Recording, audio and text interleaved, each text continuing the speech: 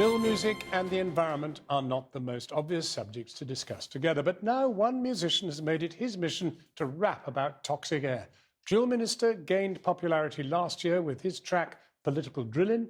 His latest track, Choke, has been released in conjunction with a service that rates air quality at any London address. A warning, this piece contains strong language. I'm telling man the air is toxic. Acid rain on the window of the cockpit. Emissions going through the roof, but no one in Parliament stops it. The money for the diesel's toxic. Corruption's part of the subject. It's got these MPs twiddling thumbs and forgetting they're there for the public. Drillminister is spreading the word about the effects of pollution. But he's not new to tackling social issues. When politicians accuse drill artists of glorifying violence in their music, we commissioned Drillminister to throw their words right back at them by putting some of the violent language used by MPs into one of his own drill tracks. I want to arrest her, she's chopped up in a bag in the freezer. That's political drilling. Counting cheese, blowing on trees, till my party's winning.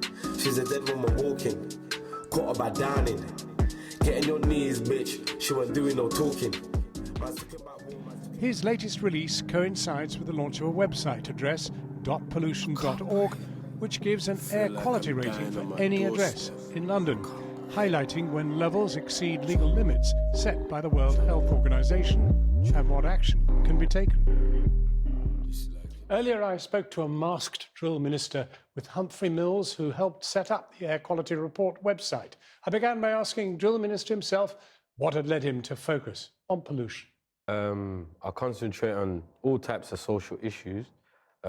This is one that I believe is important for our health, and health is wealth, and that is something that I'm trying to promote for my community, for the underclasses all across Britain, and just generally for people to have awareness. I think this is something that goes beyond even the political realm that I'm usually in.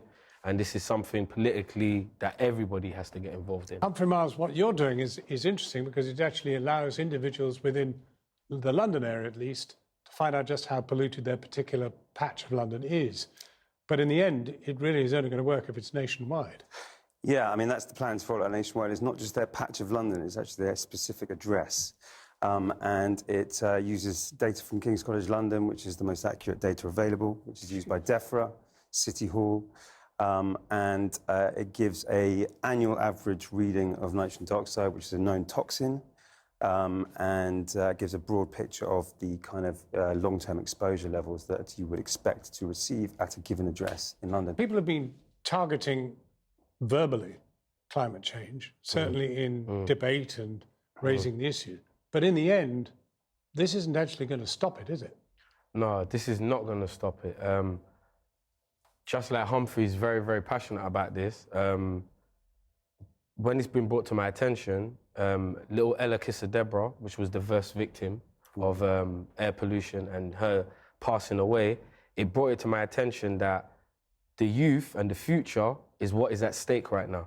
The people that's in power, or the people that are of an older generation, or should we say, they're not going to have to put up with this for too much longer. Why should a 4-year-old have to pay the price of what somebody that is maybe 45 or maybe 52 is making wrong decisions right now? I mean, in a sense, you're trying to arm people, both of you, with an awareness as to what's actually happening to them intimately that will drive them to campaign and then eventually work to change it. That's absolutely right. We're arming people with accurate information and also giving them the tools to act on how they can change the situation, because air pollution and climate change, these are problems that are not insurmountable. I mean, we can do something about this.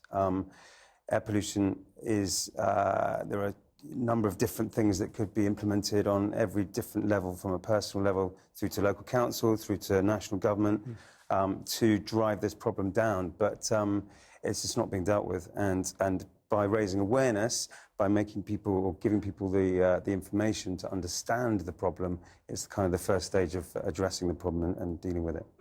Realistically, I mean, this country is not very active on trying to address climate change. How do you think people will look back at this video in 50 years' time? I think I wish we'd done more, or it will actually mark a point when people will do more? I think it's very much on my point. People will do more, but I think we're going to look back on these times with the same kind of bemusement and horror that we look back on times when teachers smoked in classrooms, for example, and doctors on hospital wards. You know, the awareness levels of pollution are relatively low in terms of what it's doing to us personally and our health and to the climate.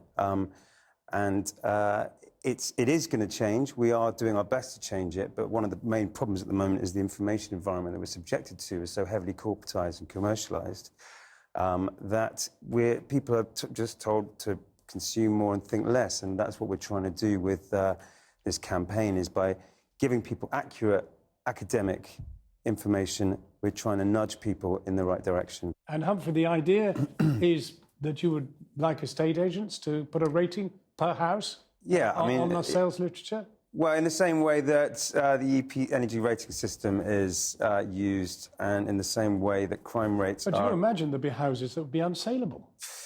I don't think anything is be unsaleable. To make it a consideration in the housing market is the idea of the campaign. Well, I think you were telling me about the environment in which you actually live, in Woolwich in London. Yeah, And there'd be a lot of unsaleable houses around there if you knew the true rating. Well, I think Kensington and Chelsea and Westminster are probably worse hit. Worse hit. I mean, you just have to look at the data, and the worst hit areas of London are Kensington, Chelsea, Westminster, Hammersmith and Fulham, the central boroughs, where house prices are the highest, actually. You have to see it like this: the polluted areas, that he just said. There's a Costa Coffee there, there's a Sainsbury's there, there's a Asda's, there's all the same things that are in all the poor areas. Who's working in these places? Throughout the whole day when they're polluted, who's taking in on their lunch breaks all of this polluted oxygen? It's the people from my areas that are working there all day. The people that own those houses, they're out throughout the day. When it gets to nighttime and the pollution level lowers, those people go in their house. That's when it's all fine to live in Chelsea and Kensington. But in the day, it's me working there. It's my neighbour that lives next to me working there. So man has to address this now because man's getting affected by this thing.